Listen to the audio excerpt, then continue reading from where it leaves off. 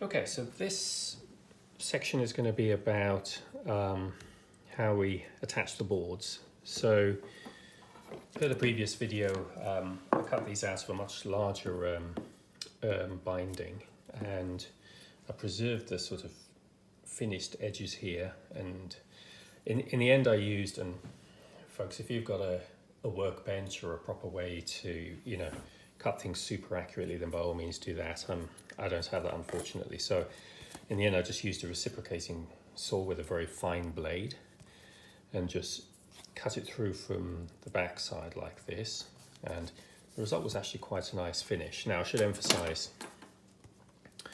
we're going to be doing quite a lot of work here attaching the book. So this edge here is going to be hidden anyway when we bind the book together.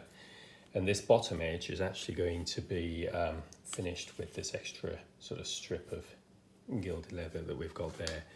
But in terms of giving a vision of where we're at and how it might look, if I put this like so, and put the other one there, let's keep it in camera shot if I can.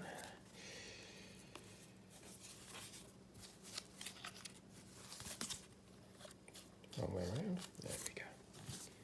So let's move that one up slightly, like so.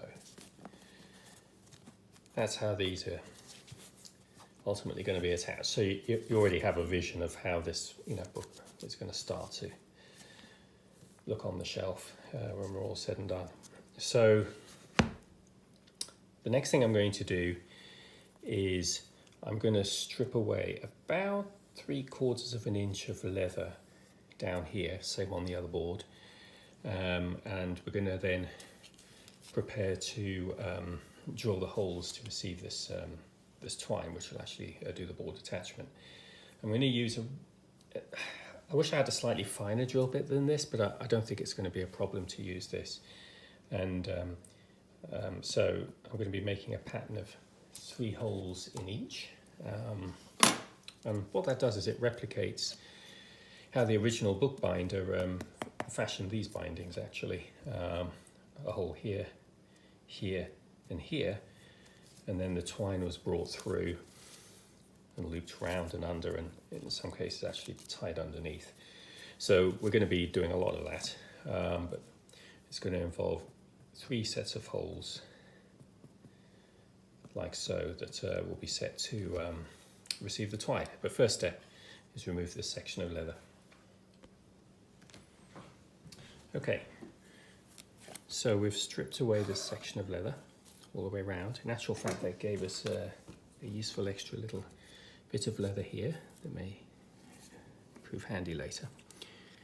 And then what I've done is I have marked on triplets of holes to drill, lined up with each of the ribs. And that's very much in line with how the original bookbinder did it. And what I'm now going to do is drill these holes out, and then I'll have an awful lot of threading to do. Okay, so I've drilled the holes, and I just want to show how I've been threading here. So there's no real skill or science to this. I actually just used a bit of wire that I've fashioned into a primitive needle here. Now, the way in which the previous bookbinder did it was they always started from the underside. So hopefully that's in shot here. So it's simply up, and then you need to decide what direction you're going to go around. I'll go anti-clockwise on this side. And as long as you do the same direction all the way around, it doesn't really matter. So under, and then clockwise, anti-clockwise would have me coming up through this hole.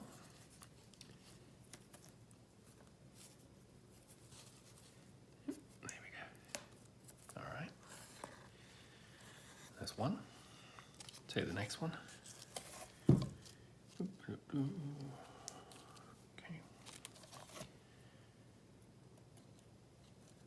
Through the next hole.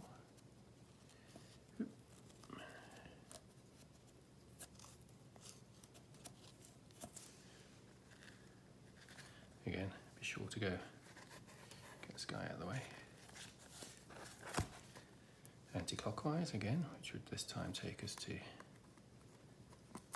that one.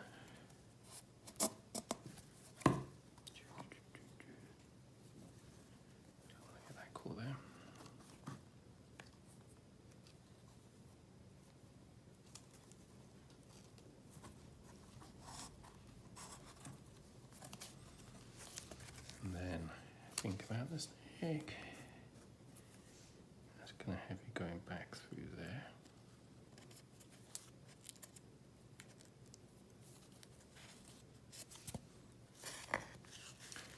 Then the final one, this guy.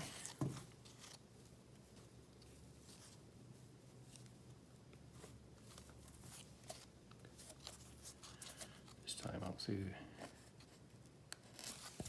the left. Unfortunately, the needle will often sort of get itself caught in the other threads, which is kind of irritating, but there we go. And then again, anti-clockwise, which would have us there.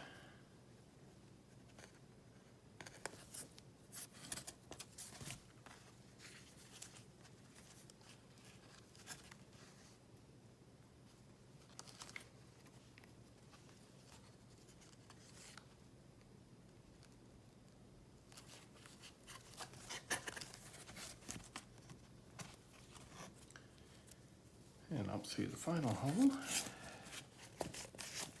which will be this one.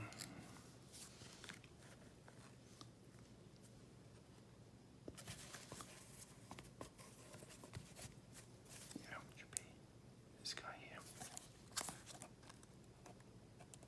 Back where we started.